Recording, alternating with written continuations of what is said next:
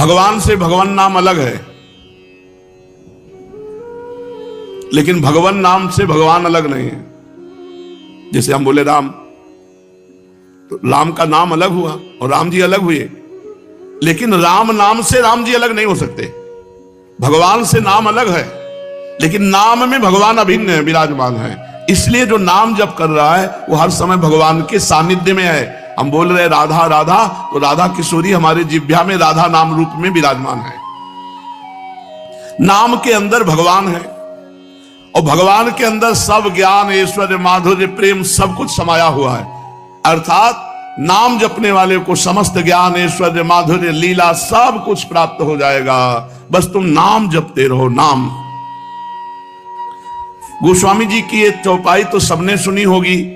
नाम लेत भव सिंधु सुखाही, करहु विचार सुजन मन माही। ऐ सुजन, ऐ सुंदर जानकार, ये बात मेरी जान लो कि नाम लेते ही भव समुद्र सूख जाता है। अब विचार करो कौन सा साधन श्रेष्ठ। नाम लेते ही भव समुद्र से पार होने की बात जाने दो, सूख जाता है। पूज्य पादुड़िया बाबा जी कहते हैं, ये चौपाई तो सब लोग गाते सुनते हैं, पर क्या मां तो समझ पा रहे हैं कि चौपाई क्या कह रही है? कि नाम से बढ़कर कुछ नहीं है, निरंतर नाम जप करो। पर कौन नाम जप करता है? कोई बिरला ही।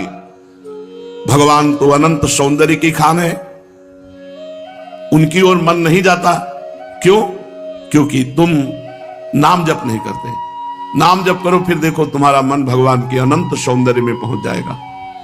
अपना पुरुषार्थ केवल इस बात का है कि हम नाम जप करें। भगवत कृपा इसी बात की है कि तुम्हारे में नाम जप करने की रुचि हो जाए। ऋषियों ने समस्त साधनों को शोध करके उनका सारांश निकाला। ऋषियों ने समस्त शास्त्रों के साधनों को शोध करके सारांश निकाला। जगत चिंतन छोड़कर भगवत चिंतन करना ही सब साधनों का निचोड़ है। चाहे योग हो, चाहे ज्ञान हो, चाहे भक्ति हो, चाहे कर्म योग हो। संसार का चिंतन छूट जाए और भगवत चिंतन हो, यही सब साधनों का फल है। जगत चिंतन देहाशक्ति, भगवत चिंतन भगवदाशक्ति। भगवत चिंतन करने से ये देह भी दिव्य हो जाता है, देह भी दिव्य हो जाता है। सर्वदा जो भगवान का चिंतन करते रहते हैं, भगवान नाम की रट लगा देते हैं, कलयुग स्पर्श नहीं करता ऐसे साधकों का। नहीं तो कलयुग के स्पर्श मात्र से बुद्धि भ्रष्ट हो जाती है। कलयुग कर्म न धर्म विवेकु, राम नाम अवलंबने को। कलयुग में धर्म कर्म सब विशेष फलदायी नहीं रह गए, केवल भगवान नाम। कलयुग केवल नाम आधारा, सुमिर सुमिर नर उतरे। केवल भगवान नाम। जो जितना अधिक नाम जप करेगा उतना ही अधिक उसे आनंद की अनुभूति होगी। पहले पाप नष्ट हो जाए। पापों का नाश होने के बाद आनंद मिलता है। इसलिए जब तक नाम जप में तुम्हें आनंद ना मिले तो समझो नाम तुम्हारे पापों को भस्म कर रहा है। जिस दिन पाप नष्ट हो गए उस दिन आनंद में डूब जाओगे। बिना भगवान शंकर की कृपा के हरि नाम में प्रीति नहीं होती, हरि चरणों में प्रीति नहीं होती। अगर किसी की हरि चरणों में प्रीति है तो देवादिदेव महाशंकर ने की आराधना हुई है। पीछे बड़े बड़े महापुरुषों के जीवन चरित्र में पाया गया कि उस शिव आराधन में तत्पर रहे। पूज्य राधा बाबा, नरसिंह मेहता जी, बड़े बड़े महापुरुषों को भगवान शंकर की कृपा से, हरि भक्ति की कृपा से धाम नाम में प्रेम, राधा नाम में प्रेम, राधा धाम में प्रेम। तो जिसको हरिनाम में प्रीति ना हो रही वो भगवान शंकर से प्रार्थना करे, भगवान शंकर की आराधना करे, निश्चित हरिनाम भक्ति उसके हृदय में जागृत हो जाएगी। नाम जागृत हो जाएगा, हरि भक्ति जागृत हो जाएगी। अयोध्या वासियों से भगवान श्री राम बैठाल करके हाथ जोड़ के कहते हैं, और एक गुपुत मत सब ही कहो कर जोरी, शंकर भजन बिना नर भगति न पावई मोरी, जा पर कृपा न करही पुरारी, सो न पाव मुनि भगति हमारी। शिवद्रोही ममदास कहावा, सो नर मोही सपने हूं नहीं भावा। भगवान श्री राम जी के हे अयोध्यावासियों, मैं हाथ जोड़कर सबसे प्रार्थना करता हूं, एक अपने मन की गुप्त बात कहता हूं। भगवान शंकर के भजन के बिना कोई मेरी भक्ति नहीं प्राप्त कर सकता। अगर कोई भगवान शंकर से द्रोह करे और मेरा दास कहलाए तो स्वप्न में भी मुझे वो अच्छा नहीं लगता।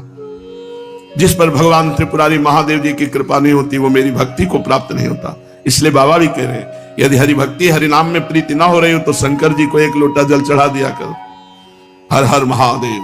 वो एक चुल्लू जल से, एक बिल्व पत्र से, एक ककौड़ा धाक और धतूर का फल, इतने से ही वो प्रसन्न हो जाते हैं। बड़े औधर दानी हैं, बड़े आशुतोष हैं। जिस व्यक्ति का जिस मंत्र में गुरुदेव ने प्रवेश दिया हो उसी मंत्र का जप करना चाहिए। अन्य जगह से पढ़ लिख के मंत्र जपने से सिद्धि नहीं होती, गुरु के श्रीमुख से कान में सुनने से होती है। जो दूसरों की संपत्ति का त्याग करता है, पर स्त्री का दूषित भाव से चिंतन करना त्याग करता है, यथालाभ संतुष्ट रहता है, उसमें बहुत जल्दी नाम जप स्फुरित हो जाता है। मानो ये बात करें कि नाम जप करते हुए यदि नाम जप में प्रीति नहीं हो रही तो ये स्थान देख लो। दूसरे की संपत्ति का अपहरण करना, दूसरे की स्त्री के प्रति दोष दृष्टि रखना, काम आदि भाव, पर निंदा, वैष्णव अपराध, अपवित्र भोजन, अगर इनका त्याग हो जाए तो बहुत जल्दी नाम में रुचि हो। यही जहां दोष हो जाते हैं तो भजन फिर रुचि नहीं रह जाती। तो भजन ऐसे जैसे सूर्य तो है पर कोहरा ढक गया, प्रकाश नहीं हो रहा, तो फिर भजन का प्रकाश नहीं होता। पराई माता बहनों की तरफ काम दृष्टि, अपवित्र भोजन का त्याग, वैष्णव निंदा पर निंदा का त्याग, पराई माता बहनों की तरफ अगर हमारी दृष्टि रहेगी काम की तो हमारे भजन में रुचि नहीं होगी। भजन चाहे घंटा 2 घंटा करो, वृत्ति वहीं पहुंच जाएगी। सदगुरु की कृपा से यदि ये परहेज करते हुए नाम जप किया जाए, सदगुरु प्रदत्त मंत्र नाम, तो बहुत जल्दी सिद्ध हो जाएगा। वो सिद्ध का तात्पर्य होता बिना प्रयास के निरंतर भजन चलना। सदगुरु जो बात बता दें बस उस बात में कभी संशय मत करना, उसको पकड़ लो, पार हो जाओगे। जब कोई अधिक जप करने लगता है तो जप हृदय से उसकी नस नाड़ियों में और फिर रोम रोम में, फिर जहां बैठता है जिस जगह वहां परमाणु छा जाते हैं। विचारवान नहीं होता, विचारवान कभी प्रेमी नहीं होता। प्रेम में विचार, शर्त, सौदेबाजी, अनुकूलता ये सब नहीं होती, ये नहीं होती। प्रेम एकाकी, अपनी तरफ से प्यारे को। और इसमें जो खास बात है कि जब हम प्रियालाल के प्रेम मार्ग में चलते हैं तो बिल्कुल उतना ही पावर से संसारिक राग बढ़ता है। चढ़के मोम तुरंग पे चलिबो पावक, मोम के घोड़े पे बैठ के तो पिघल नहीं जाएगा आग में, लेकिन आपको निकलना है। चढ़के मोम तुरंग पे चलिबो पावक माही, प्रेम पंथ अति कठिन है सबको निभातना है। जैसे घर बार परिवार संसार राग शरीर राग सब त्याग करके वो प्रियालाल के प्रेम में चला। अब अगर उसे प्रेम होगा तो वैसे ही प्रेम होगा जैसे प्रियालाल से, पक्का। वो जी नहीं सकता उसके बिना। चक्रवर्ती सम्राट पद त्यागा, राजा का वैभव कितना होता है। भरत जी महाराज ऋषभदेव भगवान के पुत्र है, अपनी सुंदर रानियां त्यागी, अपने पुत्र त्यागे, सब सुख त्यागा, गंडकी नदी के किनारे एकांत में भगवान का वो चिंतन कर रहे हैं जो अत्यंत दुर्लभ है। भागवत में पढ़ के देख लो, उनको ये भी शुद्धि नहीं रहती कि अगला पूजन में क्या करना है। भगवान की रूप माधुरी में ऐसे बिल्कुल ये ना समझे कि हम ऊंचाई पे चढ़ रहे हैं तो विपक्ष ऊंचाई पे नहीं चढ़ रहा, आपके साथ ही राग भी बढ़ रहा है। अब वो राग कहीं फंसने ना पावे और सीधा मोड़ हो जाए प्रिया प्रीतम को, तो वो है। नहीं तो अगर वो राग हिरन में हो गया तो महाराज जानते हो कैसे, जैसे गोपी जन विरह में नहीं वर्णन करती, अभी साधक से चर्चा हो रही। हे चंद्रदेव, तुम में जो हिरन का चिन्ह दिखाई दे रहा है तुम अत्यंत सौभाग्यशाली हो। हे पृथ्वी, तुम में जो मेरे मृग शावक के चरण चिन्ह बने हैं, तुम अपने हृदय में उन चरण चिन्हों को धारण करने के कारण बड़ी सौभाग्य। भूल गए जैसा भगवान में प्रेम वैसे हिरन में प्रेम हो गया और भगवान का प्रेम ढक गया। एक बार भी रामकृष्ण हरि नारायण कुछ नहीं, वही हिरन, वही हिरन। अंत तो गत्वा हिरन का शरीर प्राप्त हुआ। चढ़ के मोम तुरंग पे। अगर वो किसी से भी प्यार करेगा तो उसके जैसा प्यार करने वाला त्रिभुवन में कोई नहीं होगा, क्योंकि वो त्रिभुवन पति का प्यार जिधर मुड़ेगा तो उधर इष्ट देव के समान ही प्यार करेगा। अब सामने देहाभिमानी जीव होता है, उसको लगता है मैं सुंदर हूं इसलिए प्यार कर रहे हैं, मैं गुणवान हूं इसलिए प्यार, उसका स्वभाव है। और रूपवान हो ना हो, गुणवान हो ना हो, गाली देता हो, अपमान करता हो, वो प्यार करेगा तो ऐसा ही करेगा जैसे इष्ट देव से प्यार करता है। इसीलिए साधक को बहुत बचने की जरूरत है, क्योंकि वो कोई संसारी आदमी नहीं है, भोगी आदमी प्यार नहीं करता, वो केवल भोग पर दृष्टि रखता है। और जो आशिक मिजाज होते हैं इनको और किसी से मतलब नहीं होता, इनकी आसक्ति होती है बिना वो। देखो ना धनुर्दास जी की, उतने ही बड़े महापुरुष बने जितने आसक्त थे। छाता लेके चलते थे अपनी पत्नी के सामने, उसको देखे बिना जी नहीं सकते थे। तो बाजार सामान लाना है तो अकेले जा नहीं सकते, पत्नी चलेगी, वो पीछे चलेगी तो देख नहीं पाएंगे, तो पत्नी चलती थी ऐसे, आप छाता लेकर ऐसे चलते थे उसे देखते हुए। आचार्य चरण के पास सूचना पहुंची तो बोले तो बहुत काम का आदमी, पूरा समिटा हुआ है, पत्नी में आसक्त है, बस मोड़ दे देना है हरि की तरफ। तो जाके पूछे तुम भाई बड़ा उपहास हो रहा है तुम्हारा, बाजार में सब देख के लोग हंस रहे, तुम्हें कोई चिंता? बोले कोई परवाह नहीं। तो बोले ऐसे क्यों चल रहे उल्टा छाता लेके? तो उनका मैं जी नहीं सकता इसके रूप के बिना। मतलब कोई प्रेमी हृदय ये बातें जानता है और तो विनोद में ले लिया जाएगा, लेकिन कोई आशिक मिजाज जो वास्तविक प्रेमी है वो जानता मैं जी नहीं सकता। तो उनका रूप में आसक्त हो, बस इतनी बात है ना।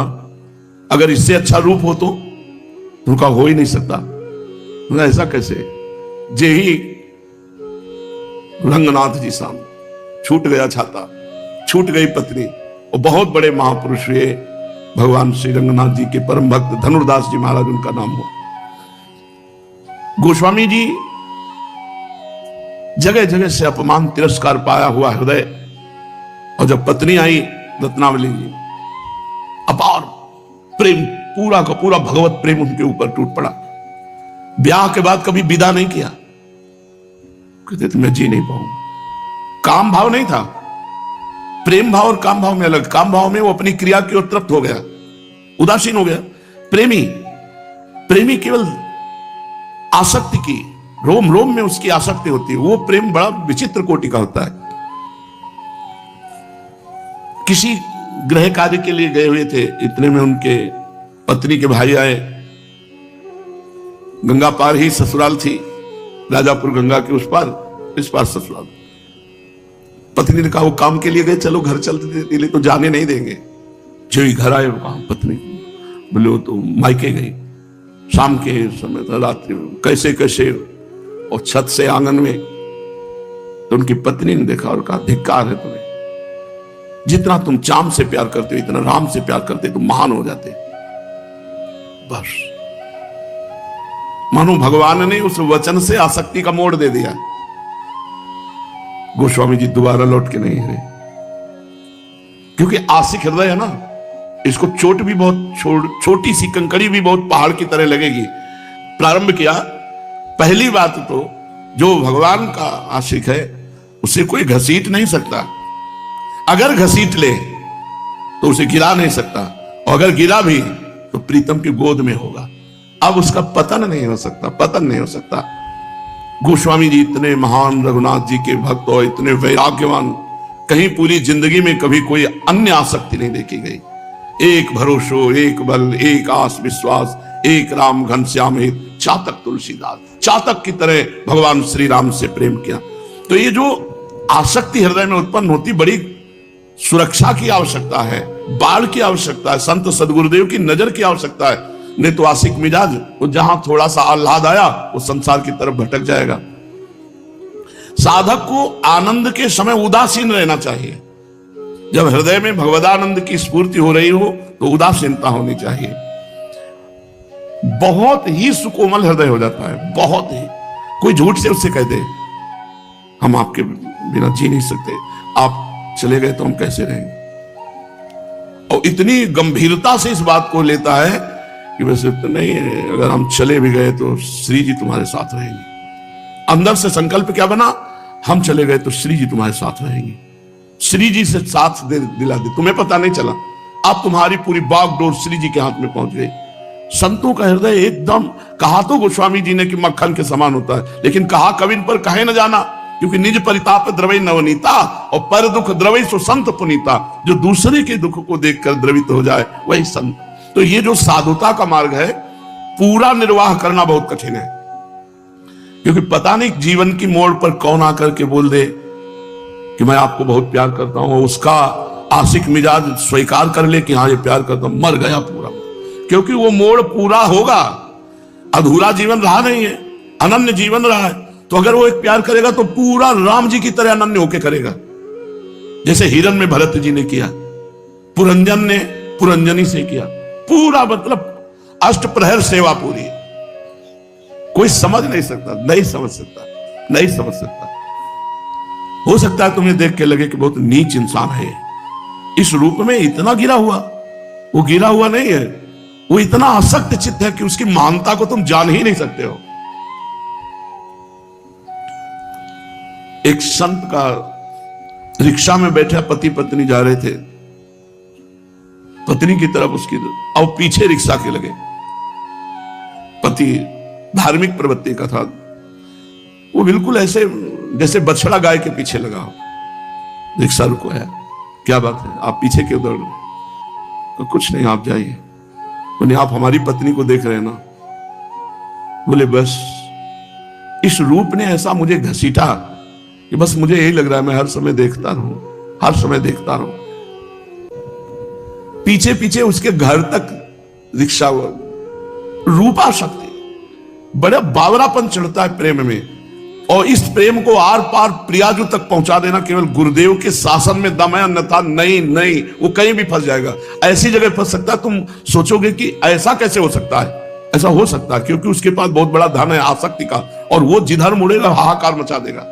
तो इसीलिए कहा चढ़ के मोम तुरंग पे चलिबो पावक माही, प्रेम पंथ अति कठिन है, सबको निबहत आर पार केवल प्रियाजू तक ही प्रेम पहुंचना चाहिए। बीच में कहीं भी किसी वस्तु व्यक्ति स्थान का स्पर्श ना होना चाहिए। तो कह रहे भक्त्यैक यान्यत्र कृतार्थ मानिनो, कोई तीर्थों की भक्ति, पुरियों की भक्ति, धामों की भक्ति कर रहे हैं, बड़े धीरवान महापुरुष हैं, प्रणाम है। घर परिवार छोड़ करके तीर्थ पुरियों में वास करना। धीरास तदेन तन्न वयम विदामः, कोई हरि की एकांत भक्ति कर रहा है, मैं उनको भी प्रणाम करता हूं, विवेचना नहीं कर सकता क्योंकि बहुत धैर्य की बात है एकांतिक भक्ति योग के द्वारा भगवान की आराधना करना। परंतु सब बात पीछे हो गई, परंतु लगते ही, परंतु श्री राधिका माधव वल्लभम न,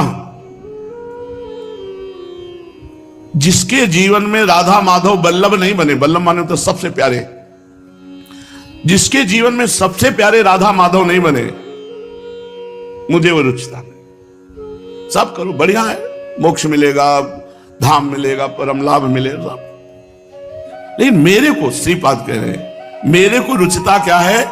परंतु वृंदावन में वो संश्रया श्री राधिका माधव वल्लभम, वृंदावन की नवीन कुंजों में गलवहियां दिए हुए नव किशोरी नव किशोर जो वन विहार कर रहे हैं, इनमें जो आसक्त चित्त हैं, ये मेरे काम के हैं। इनका मैं संग करूंगा, इनकी चरण रज माथे पे लगाऊंगा, इनकी बात सुन, और सबको प्रणाम है, मुझे क्या, मुझे कोई लेना देना नहीं और किसी से।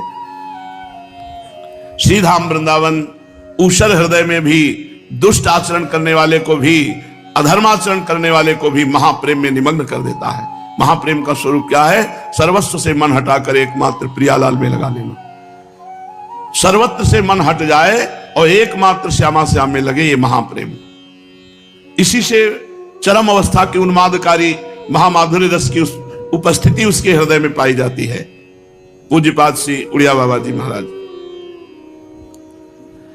इष्ट देव के अनंत नाम है, अनंत रूप है, किंतु हमारा गुरु प्रदत्त नाम और रूप में ही अनन्य प्रेम होना चाहिए, अन्य नहीं। ये निर्णय कर लेना चाहिए। अब हमारे हृदय में चलेगा तो गुरु प्रदत्त ही, श्री राधा वल्लभ लाल को हृदय ध्यान मुख नाम, नहीं तो रसना कटो जो अन रटो निरख अन फुटो नयन। ये प्रारंभिक भक्ति नहीं, ये चरम अवस्था की पहुंची हुई भक्ति है, जो गुरु प्रदत्त नाम मंत्र इष्ट में अपने आप को अनन्य कर देता है।